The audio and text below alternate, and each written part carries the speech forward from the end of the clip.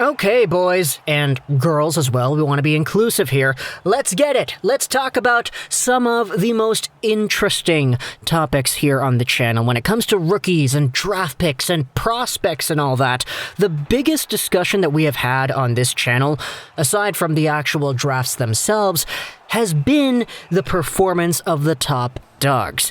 If you've been following this channel for a very good part over the past year and a half pretty much, we've been chronicling the stories of the first overall picks at the NHL drafts and how they perform in their rookie seasons. Now, you can kind of connect the dots as to why I'm talking about this specific topic right here, with all the news going around about first overall picks maybe not going into the NHL right away. It's gotten me super intrigued as to the previous track records of other first overall picks in the NHL draft, and because we have been chronicling Jack Hughes and Alexis Lafreniere specifically over the past year and a bit, I thought it'd be great to go ahead and do a final overall rookie season comparison between the two. Take a look at who is better, take a look at how these guys stack up historically, and just ask the question on whether or not these guys were still the worst in terms of first overall rookie seasons. Now, big disclaimer, I have to say this every time we make one of these videos,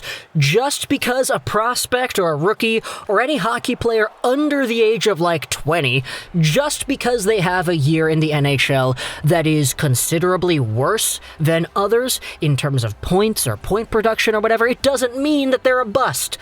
Just because we made those Jack Hughes videos talking about how his numbers were the worst amongst all other first overall pick rookie seasons in the past 20 years, it did not mean that I thought it was a bust. I opened up every video talking about how I believe in Jack Hughes, how I think he could be a franchise-defining number one center. Lafreniere's in that same boat, man. Just because he's got these bad numbers doesn't mean he's a bust. It means that he is being put in a system that is, quite frankly, not really working out all too well for him. We all kind of know the Quinn stuff in New York. We all kind of know that Jack Hughes in his first year wasn't really the most game-breaking kind of guy that you would have wanted him to be. We all saw the flashes of talent. It's just he didn't know how to use it yet properly at the NHL level, which is why in 2019-20, we had ourselves Jack Hughes, who put up the worst first overall rookie season in the NHL, spanning back the past 20 first overall picks. In terms of points, points per game, and points per 60, he was unequivocally last. And that's including guys like Aaron Ekblad, like Rasmus Dahlin, like Eric Johnson, who are all defensemen. Now, the goaltenders, they didn't count because, yeah. But either or, we had ourselves Jack Hughes last year, legitimately putting up the worst set of numbers amongst all the other first overall picks. And that was a really big deal because it was signifying to us a downtrend in quality for first overall prospects immediately out of the draft.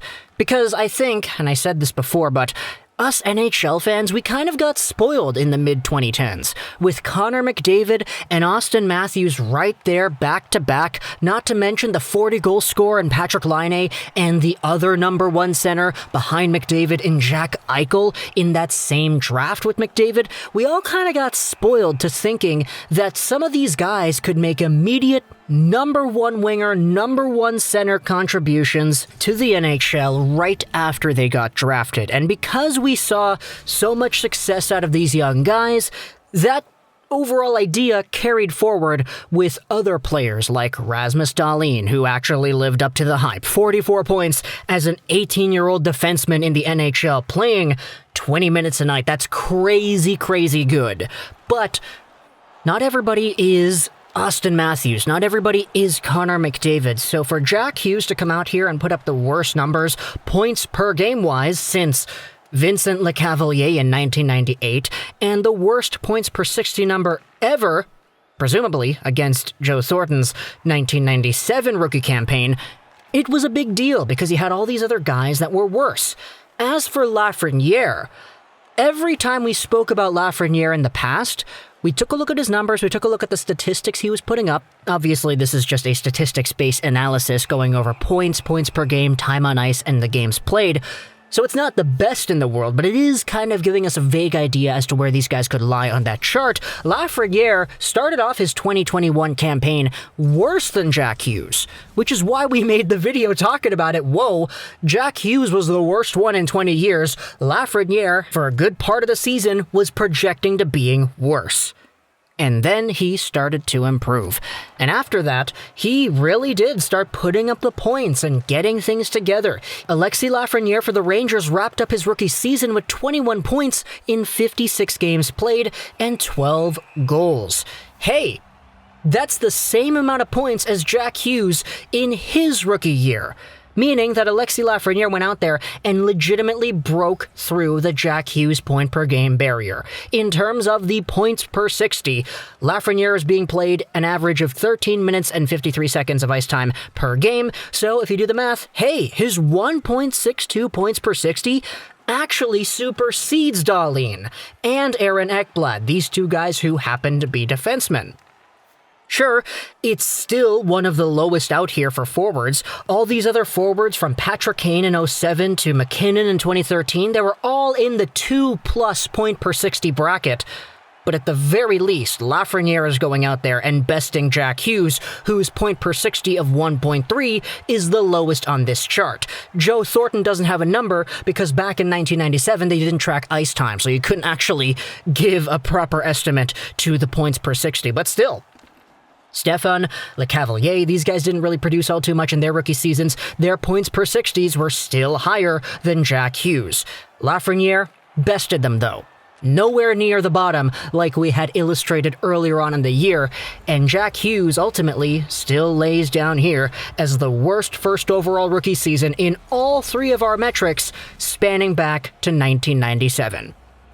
Now again, I know there are going to be Devils fans talking about, oh, this and that, and I get it. He really did improve this year. He took all the experience he got in his first year. He's getting shoved around a little bit. He's not creating plays in the ways that he wanted to. You know the playmaking is there. You saw flashes of that in his rookie season. He just couldn't get those chances to go.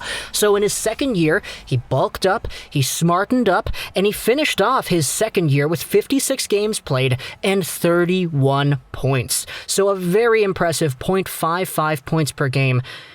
As a second year, that indeed is a very big jump from what was a 0.34 points per game earlier on in his rookie season, and the points per 60 takes a big jump up to 174. He was played a lot more this year for the Devils. 19 minutes of average time on ice here. That is like a number one forward on a team.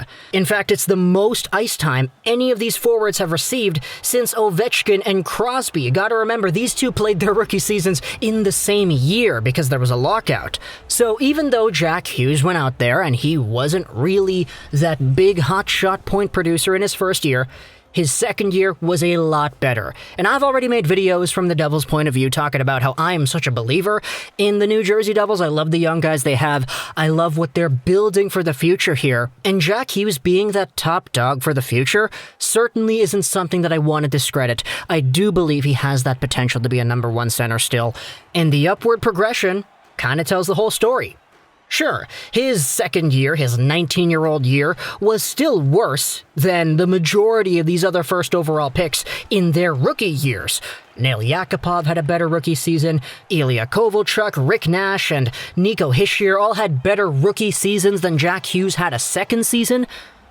But I mean, not everybody can come into the NHL right away and be Connor McDavid or Austin Matthews or whatever. Players take time. Not everybody can come in and be amazing right away. Which is why, when you take a look at some of the other conversations we're having about first overall picks, maybe not jumping into the NHL right away, I love it. I love the sound of that. That's a video for another day. If you know what I'm referring to, then you absolutely know where we're heading with this discourse on the prospects. But heading into the next few seasons, we'll see how Jack Hughes and Lafreniere bounce back. Lafreniere, it's really good to see that his rookie season actually did take a big boost towards the end of the season, propelling him over a lot of these other first overall rookie guys that we have had in the past, mainly Stefan and Lecavalier. He bested out their points per game and points per 60 numbers. Really good for him to be able to accomplish that. Unfortunate for Jack Hughes that he wasn't able to do that either, but we still have an entire career's worth of years to go for both of these guys. So talk to me in the comments what you thought about this video. Hope you enjoyed this edition of Trolls 99. And bye.